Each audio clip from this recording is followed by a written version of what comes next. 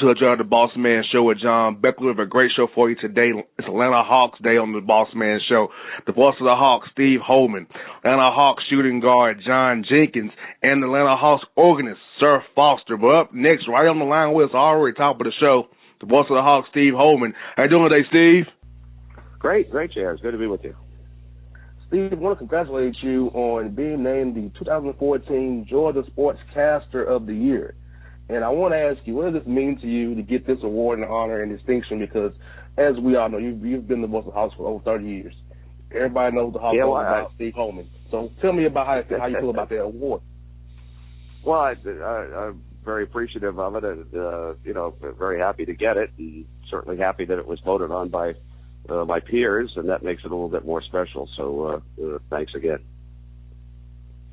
Now, I want to jump into the Hawks with you, Steve, and in my eyes, they got three guys on the All-Star game, or in the All-Star game, I should say, Horford, Millsap, Teague. Do you think Korver should have made the roster outright? Do you think that Wade's hamstring's going to get Kyle into the game by a commissioner replacement? How do you think that's going to play out?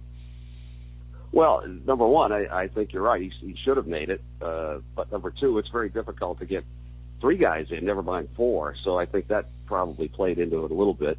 The Dwayne Wade thing, I don't know if they're going to replace him with Kyle or with somebody else that, they thought maybe should have made it. But, I think Kyle has certainly had a season that's has been like no other for him. And, he's got a chance to be the first player ever to be a 50-50-90 player, 50 on three-pointers, 50 on field goal percentage, and 90 on free throws. So he has had an excellent year, and it's not just the three-pointers for him. It's his all-around game. But, like I say, he should have been on there, but very hard to get three, never mind four, from the same team.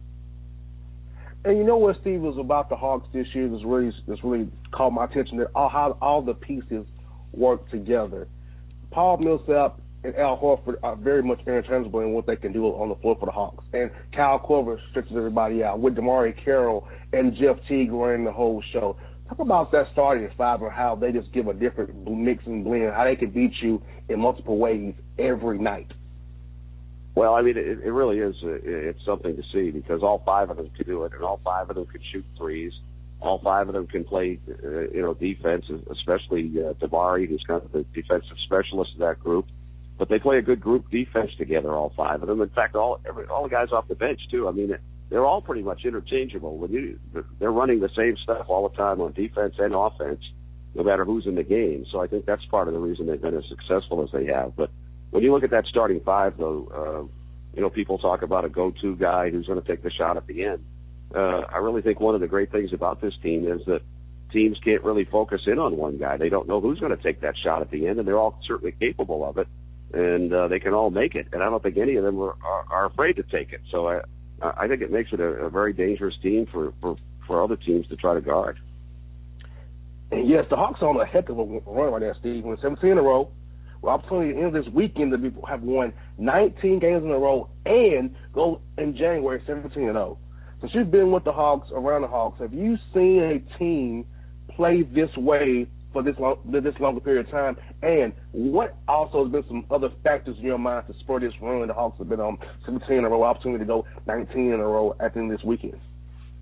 Well, no, I've never seen anything quite like this. I mean, there have been some very good teams on the Hawks have had over the years that, I've been lucky enough to call the games for, but, 17 in a row has never happened before. And it's, and the run that they're on, 33-3, since they were 5-5 is really incredible. So it's something to behold, and it's something to, savor and take in and enjoy it because it's, almost impossible to do in the NBA. So, I think all Hawks fans just have to take it in and and appreciate it right now for what it is.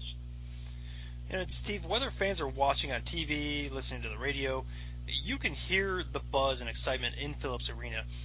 What's it like, Ben, coming to the arena, this season for you?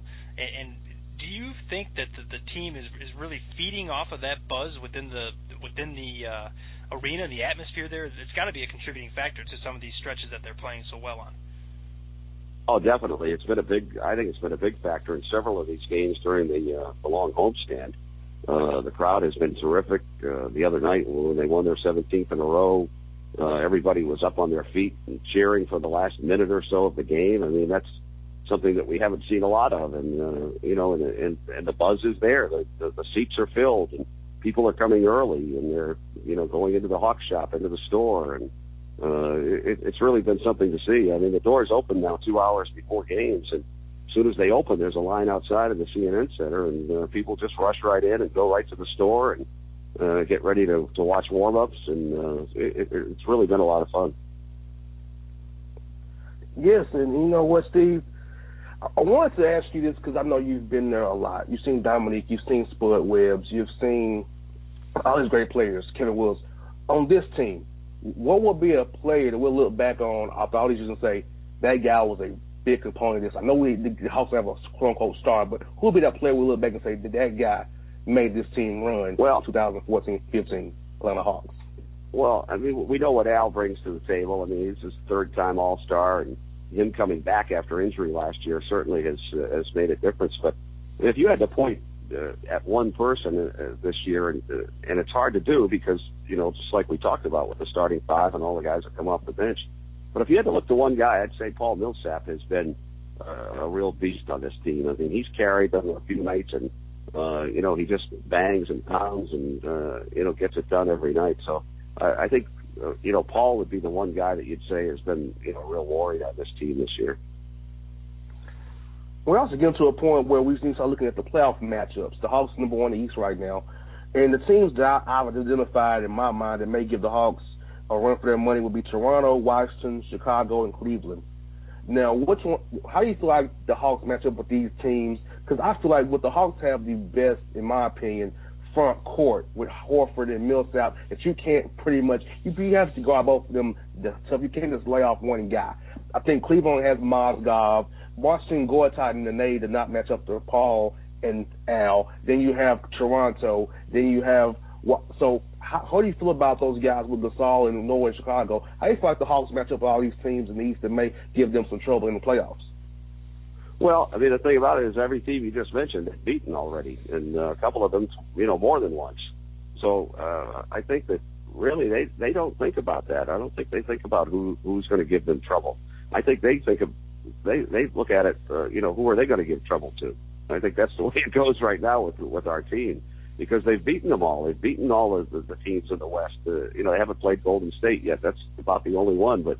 All comers have tried, and the Hawks have beaten them all, and that's the great thing about our team is I think our guys don't worry about who they have to match up against. They go out and run their stuff, and they play their game, and let the chips fall where they may. Well, Steve, to dovetail off that response, I would think that this is a good point to talk about Coach Bud. When you have a team that's operating in the way that they are. It sounds to me what you just described is an excellent system that these players are playing in. They're playing in a great system. They're executing very well, and that's got to contribute to the win. So what do you see from Coach Bud this season, and how do you think his contribution is, or what his contribution is to this team right now?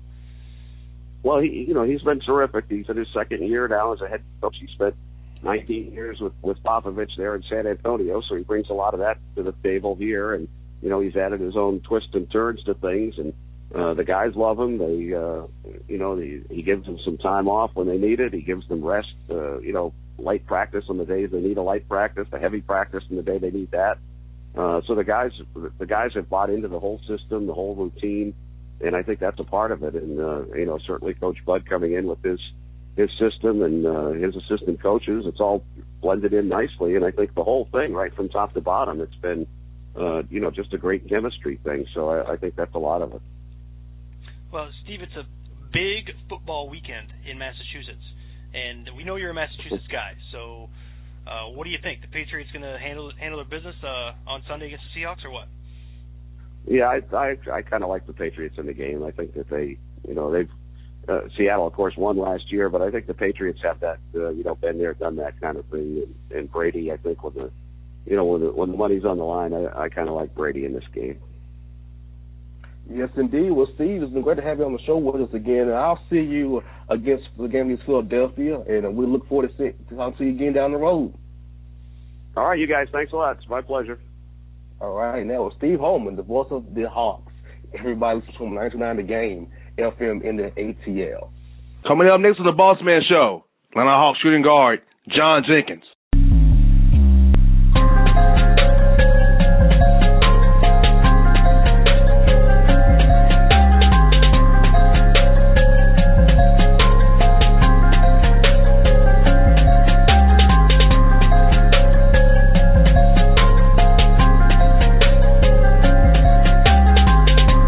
All your photo, video, and voiceover needs, check out the fine folks at Blueberry Productions.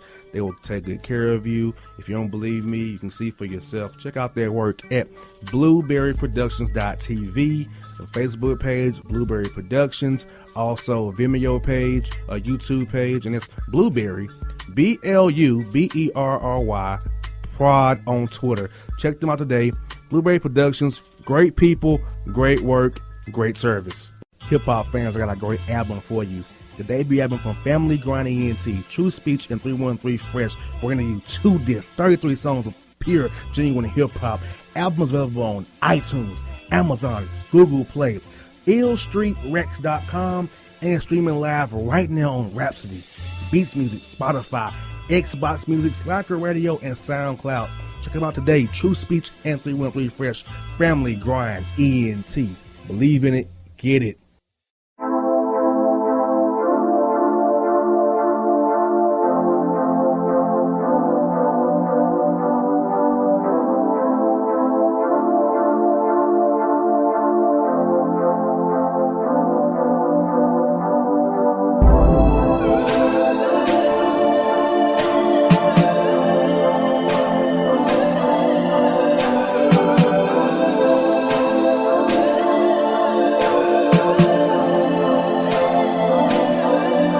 Welcome back to the Bossman Show. We was just joined by Steve Holman, the voice of the Hawks. Now we're joined by Third-year guard out of Vanderbilt, a member of the Atlanta Hawks who won 20 out of the last 21 games, comes to the top of the Eastern Conference.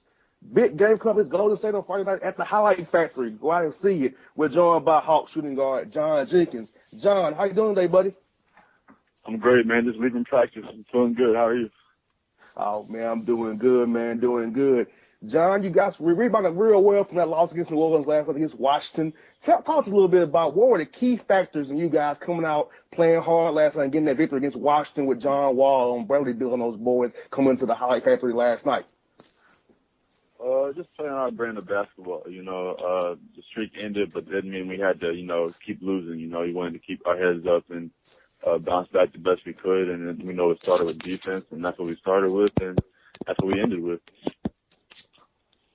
Well, John, as JR mentioned, the big game's coming up against Golden State.